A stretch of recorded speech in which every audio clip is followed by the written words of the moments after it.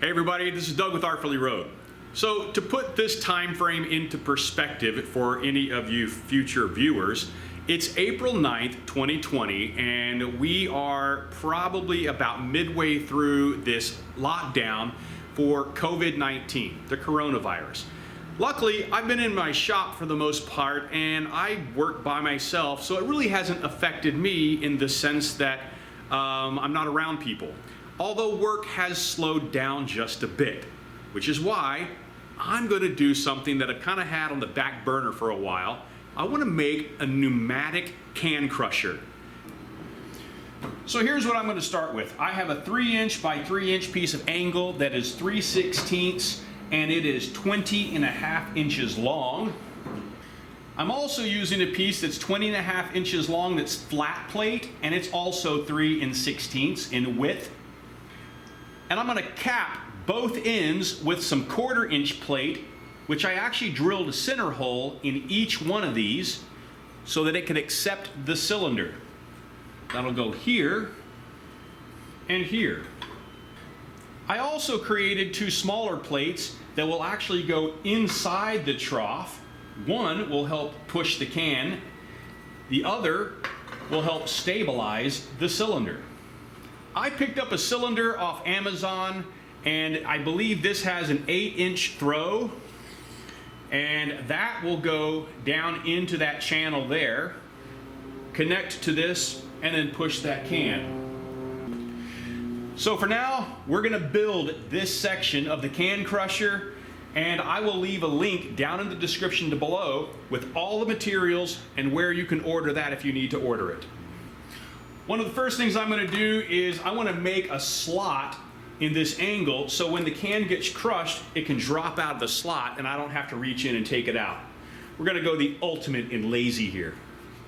Okay, so now that the slot's cut out, I want to tack weld this side piece into place, and then I'm going to put the end caps on. But before I do that, I want to go ahead and drill the hole that will allow this to slide in and connect. So the cylinder itself has a, it's slightly smaller than a 7/8. So I'm using a 7/8 hole saw bit. And because I drilled a 1/4 inch hole in the plate that was exactly center, I can utilize this bit and that pre-drilled hole to know exactly where that hole needs to be.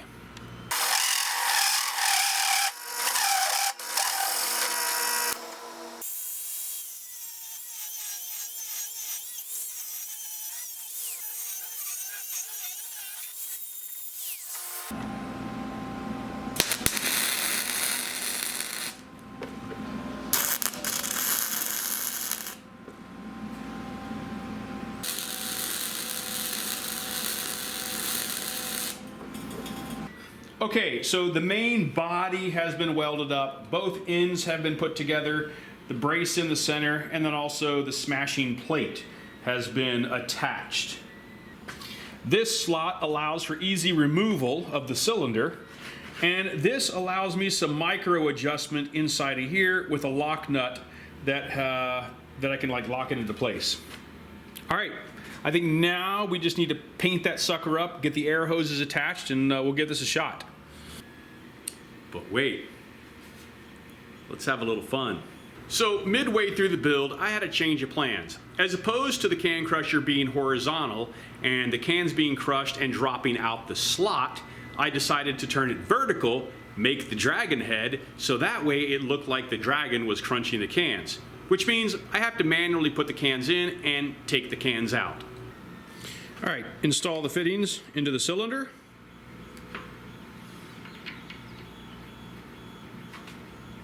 And tighten those up.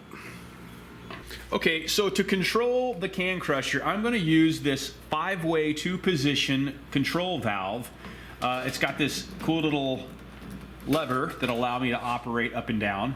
And so one port is going to be for the up, the other for the down, and then you've got your pressure. This is supply line for your air pressure, and then you've got 2 other ports that'll be used for relief. Like your relief valves. So let's go ahead and get this sucker all dialed in. Before you thread the ports into the valve, make sure that you use the supplied Teflon tape. This will help prevent any air leaks.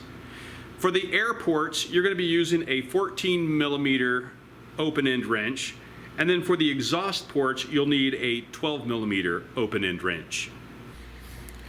All right, so this has a little lock nut on there. So I made a little bracket that goes right next to the can crusher, and lock that in place. And this goes to my top section. So we'll shove that in there. It goes to the bottom section. We'll shove that in there. Make sure that they are nice and connected. Push in nice and tight. And then I haven't cut my my pressure line yet because I'm not sure exactly where I'm going to put it in the shop. But now we put this little boot over here, and we do this right here. That's great. Okay, now let's test this sucker. All right, testing the metal Muncher can crusher. Yeah.